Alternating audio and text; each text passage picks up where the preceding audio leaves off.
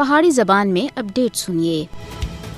بھارت مقبوضہ جموں کشمیر وچ نام نیاد معمول دے حالات دی واپسی دے جھوٹے دعوے کو اگے بڑھانے دے واسطے لگاتار جھوٹا پروپیگنڈا کر رہا ہے، جبکہ بھارت تے اس نام نہاد معمول دے حالات دے دعوے دا کوئی سیر پیر نہیں ہے۔ مودی حکومت مقبوضہ جموں کشمیر وچ فرضی معمول دے حالات دا غلط تاثر دینے دی کوشش کر رہی ہے۔ بھارت تے نام نیاد جھوٹے دعوے حالات دی واپسی دے بے بنیاد ہیں اور کشمیر وچ ہر دن قتل و عام اور گرفتاریاں تھی یہ دعوے بے نقاب ہو چکے ہیں۔ مقبوضہ جموں کشمیر وچ تعینات بھارتی فوجیاں سن اپنے مظالم اور سفاکیت تے مقبوضہ جموں کشمیر کو ایک کھلی جیل وچ بٹا دیتا ہے، جدھر ہر دن دی بنیاد دے اتے بنیادی انسانی حقوق دی خلاف ورزیاں کیتی جاندیاں ہیں۔ بھارت سن کشمیری عوام دا جینے دا حق سمیت ہر حق انہاں کولوں کھس کے دا ہے۔ مودی حکومت وادی کشمیر وچ معمول دے حالات تے اپنے جھوٹے بیانیے کو فروغ دینے دے واسطے سچائی اور حقیقت کو تروڑ مروڑ کے پیش کرنے دی کوشش کر رہی ہے۔ دنیا کو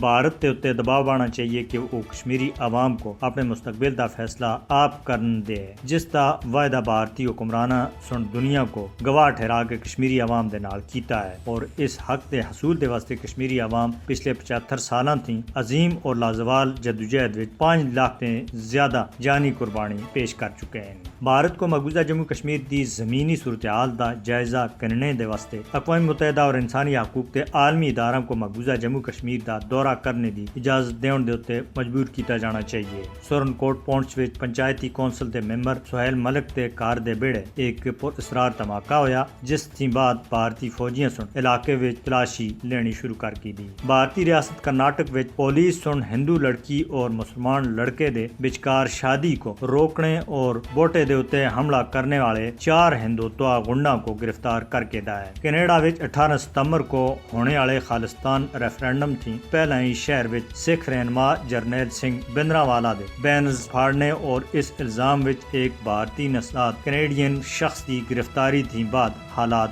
بہت زیادہ خراب ہو گئے ہیں۔